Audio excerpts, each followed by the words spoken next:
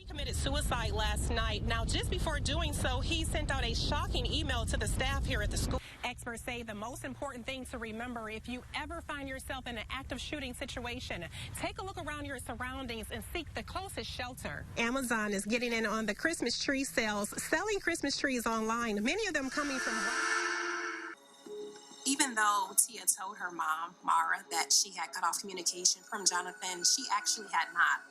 You know, teenage girls, they lie, especially when it comes to boys. The team is made up of some pretty impressive members like Asia that's been to nationals 3 times. Family tradition wouldn't be complete if it were not for the chicken dinners that make Zinders very famous here. The sheriff advises parents to have a plan they share with kids. Some of these lucky skaters are going home with some pretty cool prizes. He's been to the hospital where Officer Koenig remains in critical but stable condition. Finally, the opening day here at the Frank and Anderson Celebration Park splash pad, and as you can see, all of these kids here are soaking it up, right?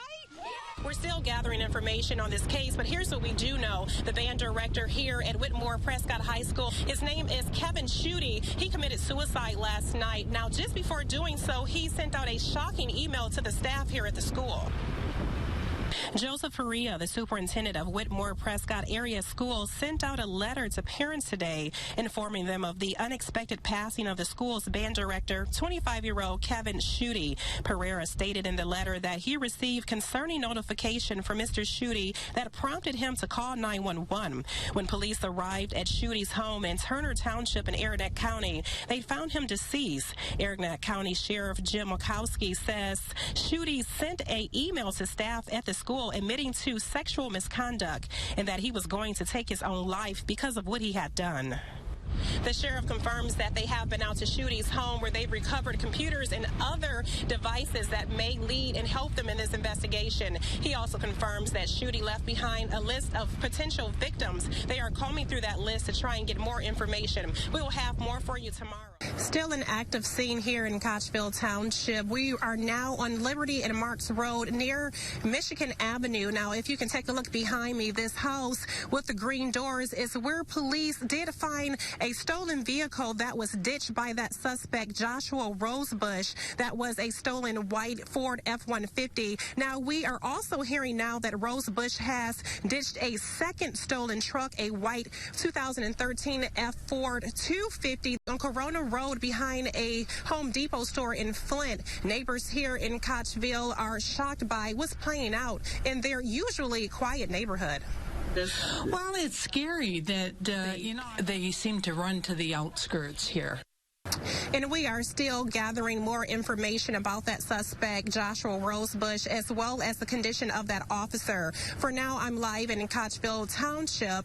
April Morton, WNEM TV5. Plan in place to make sure we can react quickly and minimize whatever impact if there is a spontaneous event. Having a plan in place and being prepared in a potential deadly situation is crucial, says Tom Minesburg, president and founder of Critical Incident Management. Minesburg and his team train staff members of schools and businesses in Saginaw and Bay counties on what measures to take if faced with a threat.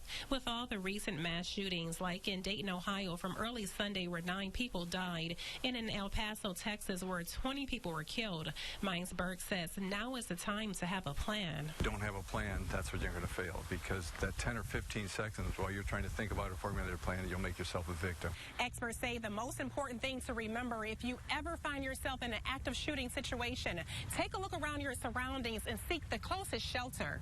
If I'm at the Garlic Festival or someplace, when I'm staying there with my family, look around. What are my exits? What are my options here? Being a former MSP officer and part of the SWAT team, Minesburg says he incorporates his real-life experiences into his training. He says the brave men and women in law enforcement are trained to run toward gunfire, but for those who find themselves unwillingly faced with this danger, seek secure shelter.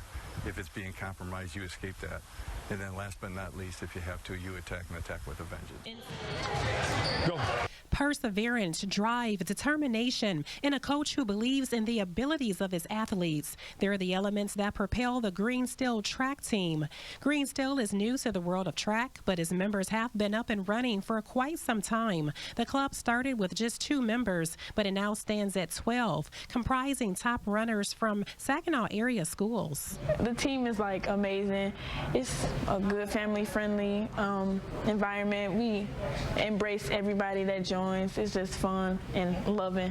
Just a lot of love. And the team is made up of some pretty impressive members like Asia, that's been to nationals 3 times, and Bree, that's one of the fastest freshmen in the state. Kids that come to Green Steel, they train hard, work hard, and they give it all they got.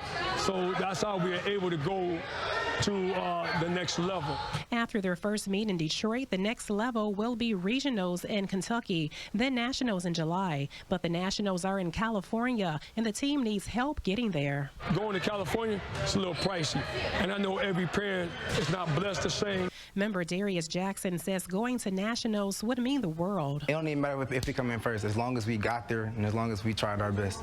That's all that matters. Coach Green says he's confident all members will place at the nationals. Right now, he's celebrating 2 members receiving college track scholarships. Proof, says members, that Green Steel is a positive thing for the community. Giving younger kids and kids my age a chance to get away from trouble. In Saginaw, April Morton, WNEM TV 5.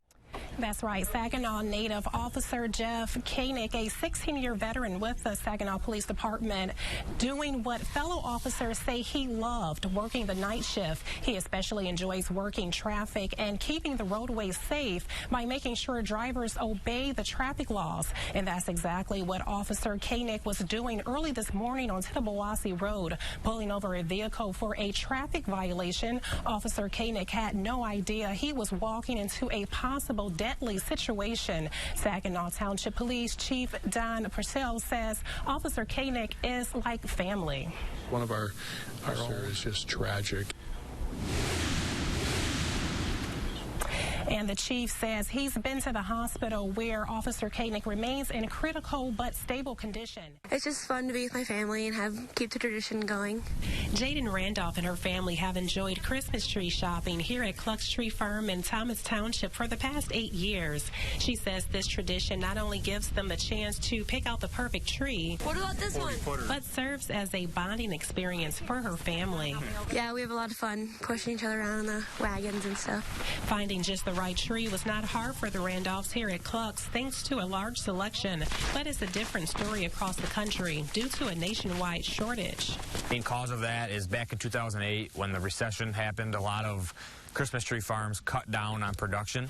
Cluck says on average it takes about 10 years for a fully grown 7-foot tree to sprout. So the farms that cut back in 2008 are really feeling the effects now that the trees are in demand. Although that's the case in many states around the country, Cluck says Michigan, which is ranked in the top 3 for tree production, remains thriving.